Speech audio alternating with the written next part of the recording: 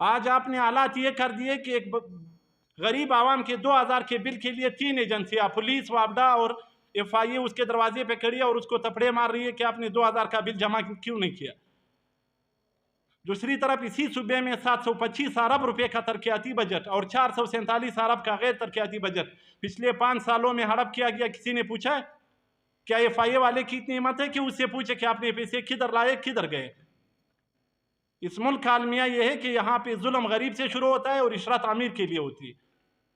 یہاں پہ FIA کو جو اختیارات دیے گئے کہ آپ وابڈا کے ساتھ مل کے عوام کو تنگ کرو، کیا FIA سے یہ پوچھا گیا کہ 92 میں جب سوئس محل بے نظیر صاحبہ شہید نے بنائی لندن میں، وہ پیسے یہاں سے لندن کیسے گئے؟ آج جو ایمن فیلڈ کے ریفرنسز ثابت ہو گئے، سپریم کورٹ نے فیصلہ دیا نواز شریف لندن پیسے ٹرانسفر کیے، ان دنوں میں FIA کہاں تھی؟ یہ کوئی نہیں پوچھے گا FIA سے۔ FIA بنائی گئی یہ صرف غریب عوام کو تنگ کرنے کے لیے، 2000 روپے کے بل پر ان کو ذلیل کرنے کے لیے۔ اس صوبے میں ٹینکیوں سے 2000 ارب روپے برآمد ہوئے، کیا اس کو سزا ہوئی؟ کیا اس کو کسی ایک پولیس والے نے تھپڑ مارا؟ یہاں کے مہذب شہریوں کو تھپڑ مارا جاتا ہے، 2000 کے بل پہ ان کو تانوں میں بٹھایا جاتا ہے۔ خدا را اس ملک میں جنگل کا قانون نہ بنائے۔ اس میں کوئی شک نہیں کہ یہاں کے پشتون قوم پرست، بلوچ قوم پرست اور یہاں کے مذہب پرست جو ہے وہ صرف اقتدار کے لیے دنیا کی عوام کے ساتھ ہر طرح کا مذاق کھیلنے کو تیار ہو جاتے ہیں۔ آپ یہ دیکھ لیں ثانیہ مستونگ جیسا دلخراش واقعہ ہوا، کیا وزیر اعظم صاحب نے 1 منٹ کی توفیق کی کہ اس کے پاس چلے جائے؟ مذمتی بیان تو دنیا کے کئی لیڈروں نے دے دیا، تو ہمارے وزیر اعظم اور دنیا کے وزیر اعظموں کے درمیان کیا فرق ہے؟ وہ کون سی دہشت گردی ہے جس کو 75 سال میں ہم ختم نہیں کر سکے؟ خدا را اس ملک کو سنجیدہ اقدامات کی ضرورت ہے، اس میں مزید مذاق بند کیا جائے۔ آپ سب کے شکریہ کے الفاظ کے ساتھ السلام علیکم۔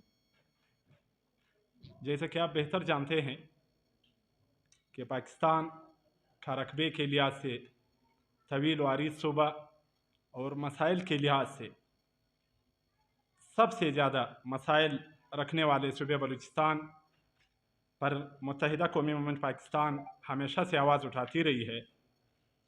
آج ایک بار پھر بلوچستان کے مسائل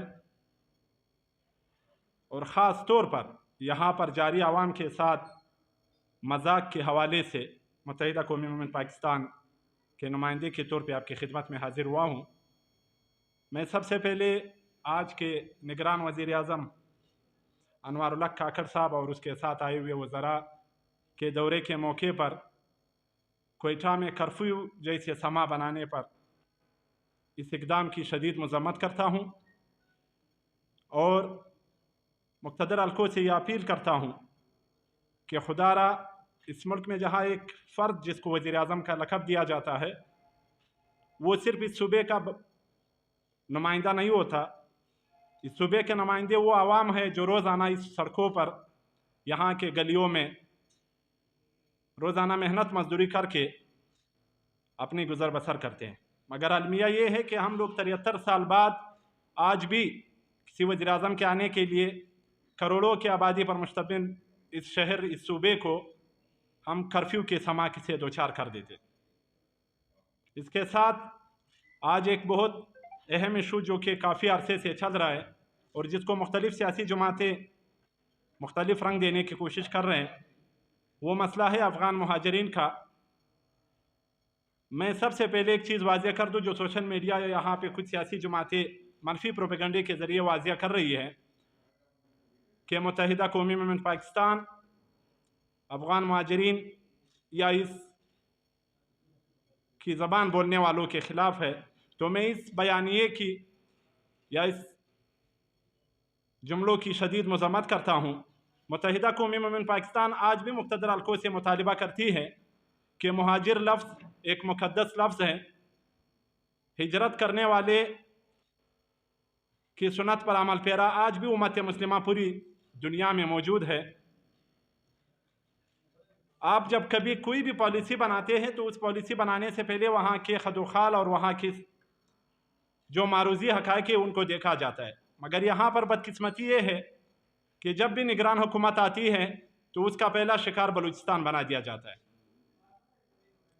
میں یہاں پر افغان مہاجرین کے حوالے سے 2-3 اہم سوال اٹھانا چاہوں گا जो कि आज तक हर पश्तून तो क्या हर बलूचिस्तानी और हर पाकिस्तानी के जहन में घूम रहा है।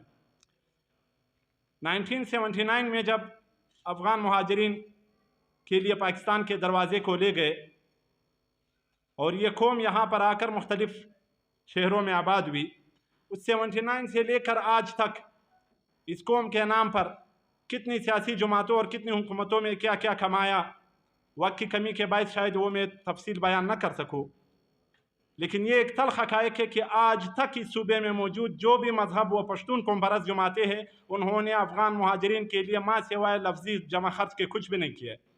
आज भी अगर अफ़गान मुहाजिर दर बदर है तो उसकी सबसे बड़ी ज़िम्मेदार यहाँ की मजहब परस्त वो पश्तून कौम परस्त जमातें, जो जब भी अफ़गान मुहाजिर को कोई मसला पेश आता है तो वो सियासी बयान के हद तक महदूद होते हैं। आपको तारीख़ का बेहतर पता है कि 79 से लेकर आज तक 18 साल अमरीत के अलावा तकरीबन 30 साल इस सूबे में जमहूरियत का कायम रही। उस जमहूरी हुकूमत में पश्तून कौम परस्त और मजहब परस्त दोनों मौजूद रहे। इन 30 सालों में इस पश्तून कौम परस्त व मजहब परस्त ने एक भी करारदाद पेश नहीं की कि आखिर अफ़गान मुहाजिरीन के साथ हम करेंगे क्या, इनके आगे का मुस्तकबिल क्या होगा, इनका आगे का लाए अमल क्या होगा। MQM पाकिस्तान अफ़गान मुहाजिरीन की बाइज़्ज़त और पुरवकार वापसी का मुतालबा करती है।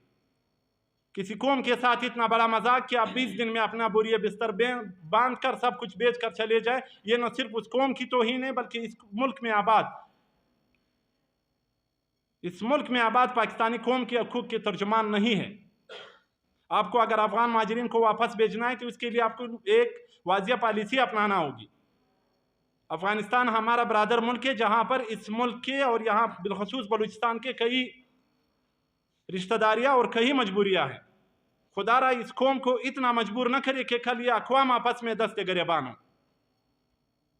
ये एक सख्त अलमिया रहा है कि इस सूबे से इस वक्त जो वफाकी वज़ीर मुंतखब हुए हैं, वफाकी वज़ीर दाखिला साहब, वो जब भी आए हैं, चाहे वो किसी हाईजेक पार्टी के ज़रिए वज़ीर दाखिला बने हो या इस तरह की निगरान में वज़ीर दाखिला बने हो, उसने हमेशा इस सूबे के किरदार में मुतनाज़िया किरदार अदा किया है। हम आज वफाकी वज़ीर दाखिला से ये पूछते हैं, आज एक सर्कुलर भी IG साहब ने जारी किया है, क्या 20 दिन में कोई घर का सामान जमा कर सकता है? आप एक कौम के लिए कह रहे हो कि आप सब कुछ बेच के चले जाए वरना आपके साथ ये होगा या आपके साथ वो होगा। पहले तो आप ये बता दिए, पिछले 45 सालों में जो अफ़गान मुहाजिरीन के नाम पे आपने कमाया, आपने खाया, बाहर अरबों रुपए के महल्लात बनाए, उनका हिसाब कौन लेगा आपसे? क्या आज पाकिस्तान को खाना जंगी की सूरत हाल दरपेश है या माशी जंग दहशतगर्दी दरपेश है? जो टास्क फोर्स आज आवाम को तंग करने के लिए बनाए गए, क्या वो टास्क फोर्स 725 अरब रुपये हड़प करने वाले साबिका सूबाई हुकूमत के खिलाफ बनाएगी? आज आपने हालात ये कर दिए कि एक गरीब आवाम के 2000 के बिल के लिए 3 एजेंसियाँ पुलिस, वापडा और FIA उसके दरवाजे पे खड़ी है और उसको थप्पड़े मार रही है कि आपने 2000 का बिल जमा क्यों नहीं किया। दूसरी तरफ इसी सूबे में 725 अरब रुपए का तरक्याती बजट और 447 अरब का गैर तरक्याती बजट पिछले 5 सालों में हड़प किया गया। किसी ने पूछा है? क्या FIA वाले की इतनी हिम्मत है कि उससे पूछे कि आपने पैसे किधर लाए, किधर गए? इस मुल्क का अलमिया यह है कि यहाँ पे जुल्म गरीब से शुरू होता है और इशरत अमीर के लिए होती है। यहाँ पे FIA को जो अख्तियारात दिए गए कि आप वापडा के साथ मिलकर आप आवाम को तंग करो, क्या FIA से ये पूछा गया कि 92 में जब स्विस महल बेनज़ीर साहिबा शहीद ने बनाई लंदन में, वो पैसे यहाँ से लंदन कैसे गए?